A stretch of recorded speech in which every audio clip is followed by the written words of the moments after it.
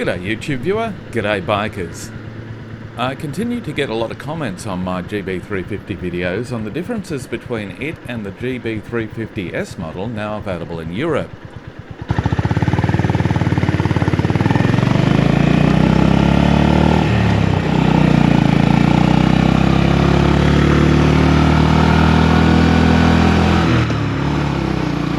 The GB350 H'ness was the first model released in the highly competitive market of India, where it took on the Royal Enfield J-Series modern classic motorcycles and the plethora of other small to mid-capacity machines.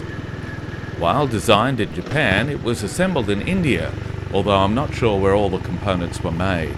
Japan then decided to release the GB350 and GB350S in Japan, with both motorcycles assembled in that country. Again, I don't know about each individual component. Maybe someone can share some more insight on that in the comments, because I know there are a lot of people who know more than I do.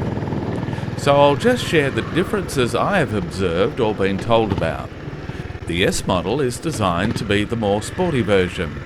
It is available in other parts of Asia, but only the GB350 came to Australia, with Honda, as it often does, choosing to release different models in different markets. Two of the more significant variations in terms of performance and feel are the different sized wheels. The GB350S has a 19-inch front and 17-inch rear, and the GB350 has a 19-inch front and 18-inch rear. And the front mudguard is much shorter on the sportier model, while the rear fender is a completely different shape, more modern looking, with a different brake light as well. The foot pegs are further back for a sportier riding position on the S model. I'm not sure about the rake on the front forks though. It looks slightly steeper to me, but that may be an illusion. The seat height is the same despite the smaller back wheel on the S model. The seat is also noticeably different, with the one on the GB350S made of a slightly different material and featuring prominent stitching. On the Honda website, it says the GB350 in Australia is 181 kilograms, while on the UK website it says the S model is 178. The GB350S also comes standard with gaiters on the front forks, a slightly different binnacle around the front headlight, and slim LED indicators rather than the round ones on the GB350. The side panels don't have the same badging. The S model comes standard with gaiters and has a regular gear shift lever rather than the toe and heel shifter on the GB350 we have in Australia, which comes with a fully chrome exhaust rather than the blacked out pipe with chrome accents near your feet on the S model.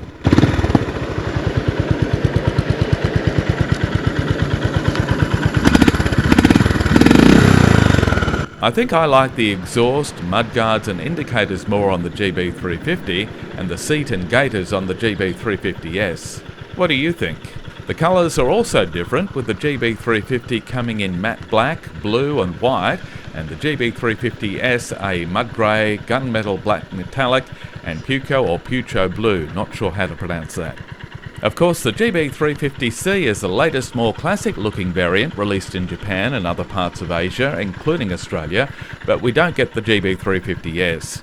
The C model comes with wraparound fenders / mudguards and split seats similar to what you would find on the Royal Enfield Classic 350 Reborn. The front forks also look different, but I haven't gone through and checked all the differences yet. That may be the subject of another video when I can show both bikes together sometime. I think Honda would be wise to release both the GB350C and GB350 in Europe in addition to the GB350S to give bikers more choice. The C model reminds me very much of British bikes from the 50s and 60s and Japanese bikes of the 60s.